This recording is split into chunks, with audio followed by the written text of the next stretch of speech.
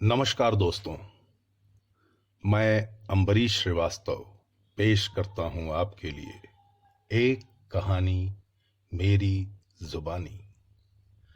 दोस्तों, इस कहानी का नाम है दिए का प्रकाश, जिसे मैंने लिखा है। हे भगवान, ये क्या? जीवन में तुमसे दोबारा मिलूंगी, वो भी इस अवस्था में। इससे तो बेहतर होता तुम मुझसे मिलते ही नहीं। नहीं नहीं, ये मैं क्या सोच रही हूं? ईश्वर ने शायद इसलिए मेरे पास भेजा है। मैं तुम्हें कुछ भी नहीं होने दूंगी प्रकाश, मैं तुम्हें कुछ भी नहीं होने दूंगी। डॉक्टर दिया त्रिपाठी ने मरीज को देखते ही जैसे उसे पहचान लिया था। चेहरे पर कई भाव एक साथ अंकित हो रहे थे। वह मन ही मन बड़बड़ा रही थी, मैं तुम्हें कुछ भी नहीं होने दूंगी प्रकाश, मैं तुम्हें कुछ भी नहीं होने दूंगी। डॉक्टर दिया त्रिपाठी शहर की प्रसिद्ध पल्मोनोलॉजिस्ट हैं और आजकल वह अपनी सेवाएं कोरोना पेशेंट्स को देखने के लिए एक विशेषज्ञ के तौर पर दे रही हैं। वह एक समर्पित डॉक्टर हैं और उन्होंने अपने जीवन का ताना बाना मानो मरीजों के इर्द गिर्द ही बुन रखा है।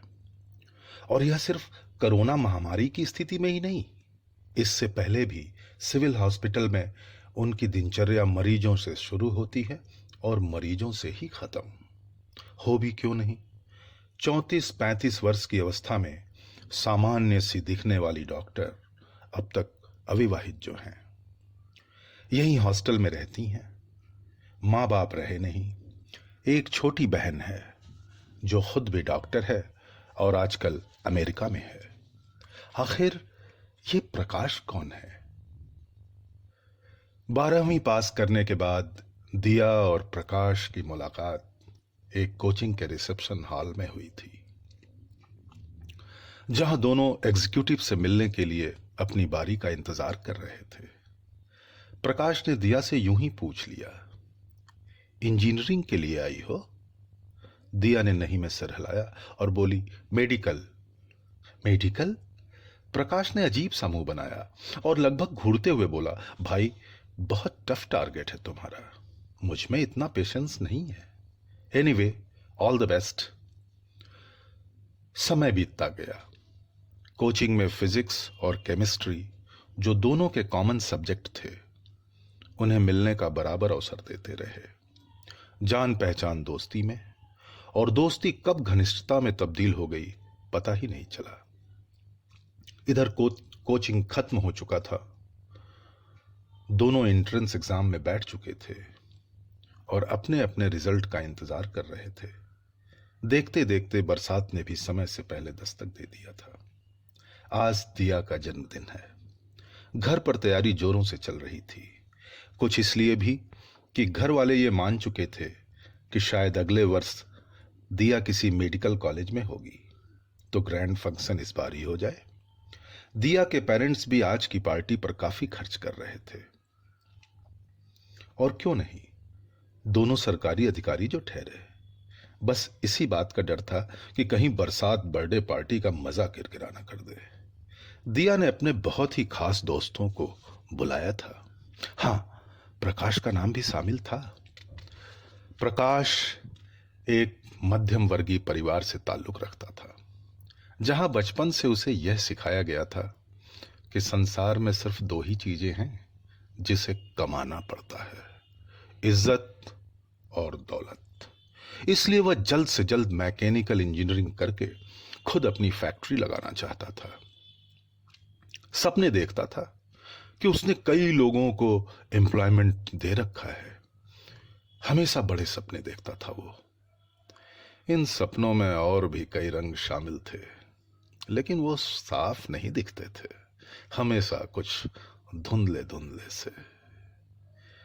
दिया के बर्थडे का उसे भी बड़ी बेसब्री से इंतजार था, मगर ये क्या, इंद्रदेव शायद सारी बरसात का पानी आज ही खर्च कर देना चाहते थे। प्रकाश का घर दिया के घर से करीब 10 किलोमीटर दूर था। शाम हो चली थी और बारिश का क्रम थोड़ा टूटता नजर आया, तो वह घर वालों को बिना बताए ही निकल पड़ा दिया के घर के लिए। भाग्य ने थोड़ा साथ दिया तो मुख्य सड़क पर पहुंचते ही उसे ऑटो रिक्शा मिल गया था। अब दिया का घर करीब आधा किलोमीटर रह गया था, जो उसे पैदल ही तय करना था। मगर हाय रे दुर्योग, अभी उसने चलना ही शुरू किया था कि बारिश फिर तेज होने लगी। प्रकाश ने कहीं रुकने से दिया के घर पहुंचना ही बेहतर समझा। दिया का घर सामने था, मगर उसके कपड़ों से पानी धूप में काम करते किसी मजदूर के पसीने की तरह टपक रहे थे। एक अजब सी बेबसी थी, लेकिन युवा मन कुछ सोचना नहीं चाहता था और घर का कॉलबेल बजा दिया।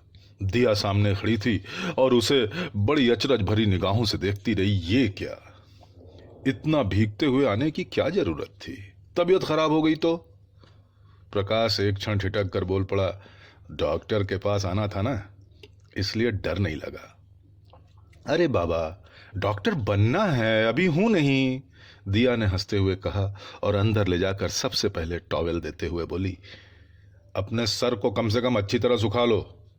दिया के घर वाले प्रकाश से अच्छी तरह परिचित थे, क्योंकि वह पहले भी कई बार यहां आ चुका था। और खास बात यह थी कि प्रकाश के उस परिवार में एक अच्छी इमेज भी थी। दिया के पापा ने प्रकाश की हालत देखकर उसे अपने कुछ कपड़े दे दिए। कपड़े बदल लो बेटा, नहीं तो तबीयत खराब हो जाएगी। प्रकाश ने भी थोड़ा संकोच करते हुए कपड़े ले लिए। दिया, तुम्हारा छत वाला गेस्ट रूम इस्तेमाल कर सकता हूं क्या, प्लीज? प्रकाश ने याचना भरी नजरों से देखते हुए पूछा। कपड़े भी पंखा चलाकर फैला दूंगा तो सूख जाएंगे। दिया मुस्कुराते हुए उसे गेस्ट रूम में ऊपर छोड़कर नीचे कॉफी बनाने के लिए आ गई। आक्षी! ये क्या? प्रकाश को तगड़े जुखाम ने अपनी गिरफ्त में ले लिया था। एक के बाद एक छींक रुकने का नाम ही नहीं ले रहे थे। इधर दिया कॉफी लेकर जल्दी जल्दी सीढ़ियां चढ़ते हुए प्रकाश के पास पहुंची। एक बार तो प्रकाश की हालत देखकर दिया अपने को ही कोसने लगी। आखिर उसने प्रकाश को बुलाया ही क्यों? या फिर जब बारिश हो रही थी तो प्रकाश आया ही क्यों? मन में उमड़ते दिया के आवेग को प्रकाश ने यह कहते हुए तोड़ दिया कि सिर्फ जुकाम ही तो हुआ है डॉक्टर साहिबा, इतने परेशान क्यों हो? जाओ, तुम नीचे पार्टी की तैयारी देखो और मुझे जरा आराम करने दो। मैंने घर पर बता दिया है कि मैं यहां आया हूं और बारिश रुकेगी तभी वापस आ पाऊंगा। हाँ, ये फोन रखा है ना, मैंने फोन कर दिया था। और सुनो, मैं 8 बजे तक नीचे आ जाऊंगा। जाओ तुम। बारिश फिर शुरू हो चुकी थी। कुछ घंटे बीत गए और पार्टी का वक्त हो चला था। अब तक चंद गिने चुने मेहमान ही आए थे, जिनके पास अपनी कारें थीं। 8 बजने में 10 मिनट रह गए थे, लेकिन प्रकाश अभी तक नीचे नहीं आया था। तभी दिया के पापा ने उससे पूछा, बेटा प्रकाश कहाँ है? पापा, वो ऊपर गेस्ट रूम में है, अभी तक आया नहीं। कोई बात नहीं, मैं अभी उसे बुला कर लाता हूं, पापा ने बड़ी सहजता से बोला।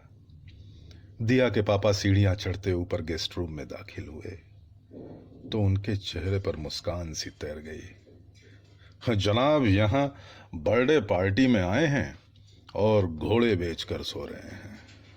जब उन्होंने जगाने के प्रयास में प्रकाश को स्पर्श किया तो कुछ हरारत सा महसूस हुआ।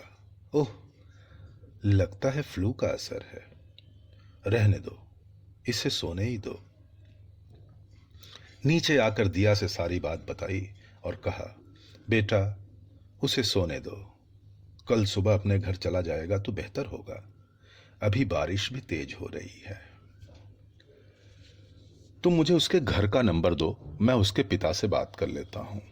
हाँ, उसे जगाना नहीं। पार्टी शुरू हुई, केक कटा, थोड़ा नाच गाना भी हुआ। लोगों ने भोजन का आनंद लिया। जी हां, सब कुछ घर के अंदर वाले हॉल में ही हुआ। सिर्फ एक क्रिया जो अब तक अनवरत जारी थी, वह थी बरसात। रात का 1 बज रहा था। सभी लोग सो चुके थे, लेकिन दिया, उसकी आंखों में नींद ही नहीं थी।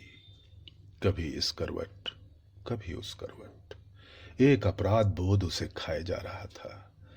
मेरी वजह से प्रकाश परेशान हो गया। पता नहीं उसकी तबीयत कैसी है। कुछ खाया भी नहीं। अरे जुकाम हुआ तो कोई दवा भी नहीं ली उसने। लेकिन घर में कोई दवा है भी तो नहीं। नहीं नहीं, बाम है शायद। क्यों ना बाम ही लगा दूं, शायद कुछ आराम मिल जाए। लेकिन इस समय जाना उचित होगा। क्यों? इसमें क्या गलत है? दवा ही तो लगाने जा रही हूं। कल मुझे डॉक्टर बनना है। अस्पताल में डॉक्टर नाइट ड्यूटी भी करते हैं, रात में भी मरीज को देखते हैं। इसमें गलत क्या है? मुझे जाना चाहिए। दिया मानो अपने अंतर्द्वंद पर विजय पाते हुए उठ खड़ी हुई और बाम की शीशी लिए सीढ़ियां चढ़ने लगी। प्रकाश गहरी नींद में सो रहा था। दिया ने 1-2 आवाज देकर प्रकाश को जगाना भी चाहा, मगर व्यर्थ। दिया बड़े ही असमंजस में थी कि प्रकाश को छुए तो छुए कैसे। एक बार फिर उसके अंदर के डॉक्टर ने उसे संभाला और जैसे कर्तव्य परायणता का परामर्श दे डाला। दिया ने सोते हुए प्रकाश के माथे पर बाम लगा दिया और जैसे ही उसके हाथों ने प्रकाश की छाती पर बाम मलना शुरू किया, अचानक प्रकाश की नींद खुल गई। बारिश तेज हो रही थी।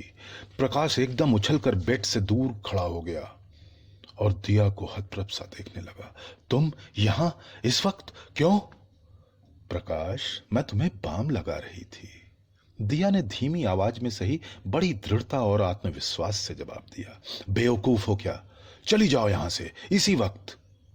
मानता हूं तुम मेरी दोस्त हो, लेकिन उससे पहले एक लड़की हो। घर में मेहमान भरे पड़े हैं। सिर्फ एक लांछन हम दोनों की जिंदगी बर्बाद कर देगा। अभी हमें बहुत कुछ हासिल करना है इस जीवन में। क्या तुम्हें इतनी भी समझ नहीं? प्रकाश बिना रुके जाने क्या क्या कहे जा रहा था। दिया बिना कुछ बोले कमरे से निकलकर सीढ़ियां उतरने लगी। उसे अभी भी समझ नहीं आ रहा था कि उसने गलत क्या कर दिया। वह चुपचाप अपने बेड पर निढाल सी पड़ गई। सोचती रही, बेवकूफ मैं हूं या प्रकाश? उसे कब नींद आ गई पता ही नहीं चला। सुबह बारिश थम गई थी। प्रकाश दिया के उठने से पहले ही उसके माता पिता से आज्ञा लेकर अपने घर को चल पड़ा। इसके बाद फिर कभी दोनों ने एक दूसरे से संपर्क नहीं किया। समय पंख लगाकर अपनी गति से उड़ता रहा। दिया डॉक्टर बन चुकी थी और प्रकाश मैकेनिकल इंजीनियरिंग करने के बाद ऑटो पार्ट्स की फैक्ट्री लगा चुका था। टेक्नोलॉजी अपग्रेडेशन के सिलसिले में अभी कुछ ही दिन पहले वह चीन की यात्रा से लौटा तो कोरोना महामारी की वजह से एयरपोर्ट से ही उसे क्वारंटाइन में भेज दिया गया, जहां परीक्षण के बाद उसमें कोरोना पॉजिटिव पाया गया। उसकी हालत बिगड़ने लगी थी। आज उसे दूसरे अस्पताल में शिफ्ट किया गया था। ख्याति प्राप्त पल्मोनोलॉजिस्ट डॉक्टर दिया त्रिपाठी की देखरेख में डॉक्टर दिया बहुत ही बारीकी से केस सीट का अध्ययन कर रही थी। साथ ही अपने एनालिसिस और डायग्नोसिस को नोट किए जा रही थी। मरीज को होश में लाना उनकी पहली प्राथमिकता थी। तभी जूनियर डॉक्टर ने कंफर्म किया कि पेशेंट को वेंटिलेटर लगा दिया गया है। डॉक्टर दिया ने सहमति में सिर हिलाया पर बोली कुछ नहीं। बस वर्षों पहले का अधूरा बेवकूफ डॉक्टर अपनी पूर्णता का प्रमाण देने के लिए उद्यत हो चला था।